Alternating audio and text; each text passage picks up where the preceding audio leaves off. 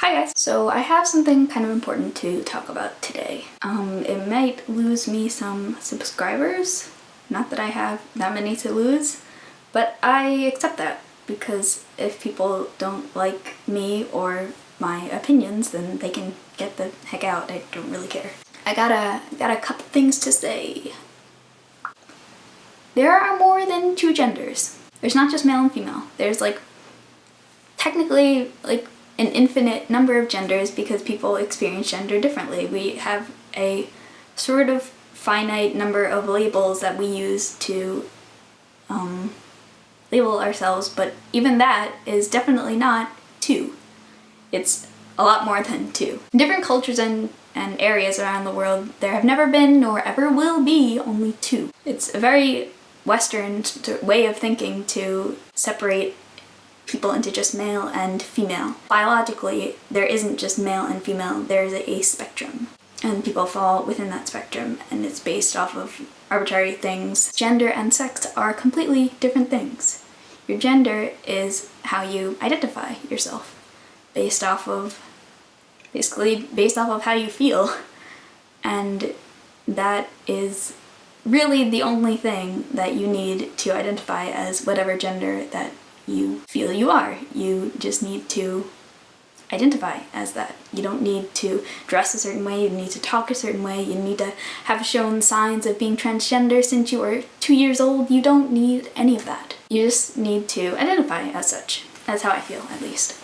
And there are definitely gatekeepers who are saying that to be transgender you have to fit this certain set of criteria or this certain set of criteria, and if you fall outside of that, you are not really trans. That is very restricting because as I said in the beginning, everybody experiences gender differently.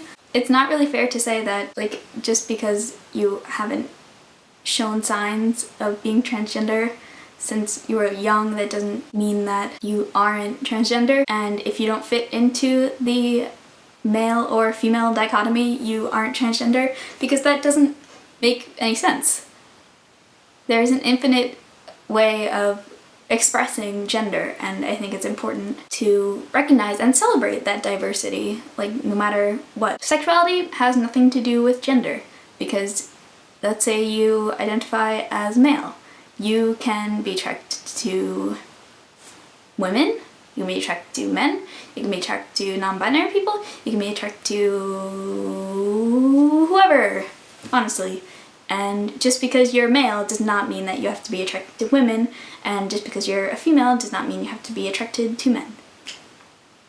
Because that is silly. We don't see that in cis people, so why do we put these same sort of strict codes on transgender people?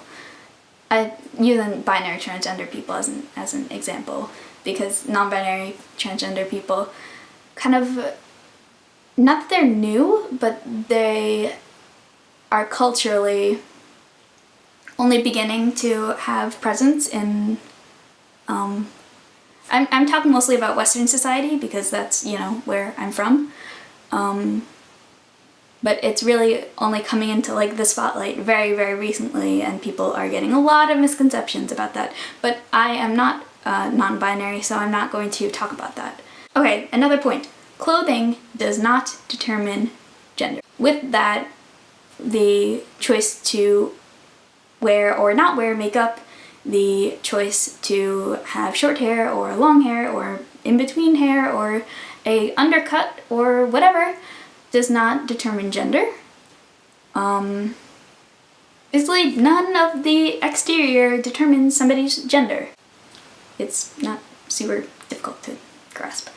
And I mean, I guess if it's your first time hearing it, you might just be like, wow, Charlie, I had no idea. I've been just assuming that people with boobs were women, and people with not boobs were men, and people who wore dresses were women, and people who wore suits were men.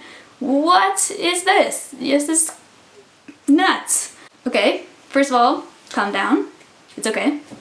I was also, uninformed for a very long time. And I think most of us were uninformed for a very long time. I'm not going to say I learned all of this from the internet, but I did have my horizons expanded and have a lot more of an open and liberal sort of way of thinking when I started getting more involved online. But I have read books about this. I've talked with plenty of therapists and psychiatrists about this, and the majority of them pretty much agree. So, suck it. I will put a lot of resources in the box, whatever. If you are struggling with your gender and you need some help, or if you just want to read up some more about gender and stuff, because a lot of it is very confusing, and I'm gonna link to some YouTube videos, including Ashley Mardell's ABCs of LGBT, because those are a lifesaver. I consider myself pretty well versed, and I had stuff to learn, so I'm pretty sure you will as well. Okay, this is kind of a side note, personal thing, but I got Harry Potter in a Harry Potter musical, which is freaking cool. So that's going to take up a lot of my time, but I'm ending school relatively soon, so that will take up less of my time. So I've gotten to a schedule of uploading like once a month-ish.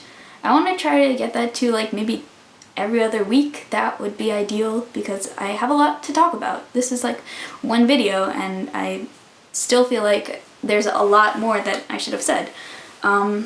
So if you have an old-fashioned video response that you want to make, this is kind of a video response to Milo Stewart's 76 Genders, so which is brilliant, and I think he is really a cool kiddo. He is non-binary, so if you have questions about being non-binary, I'm sure that he will have a lot of cool answers for you. So I will link to his Twitter and his channel there. Oh, I'm learning guitar for the musical because if any of you are familiar with Star Kid and Harry Potter musical and stuff, Darren Criss plays guitar in like 30 songs. So I have to teach myself guitar in the span of like a month or two. So that's going to be a challenge, but hopefully that's just going to help me become a better overall musician, and maybe you will see a cover using an actual guitar and not a 4-string uke. Okay.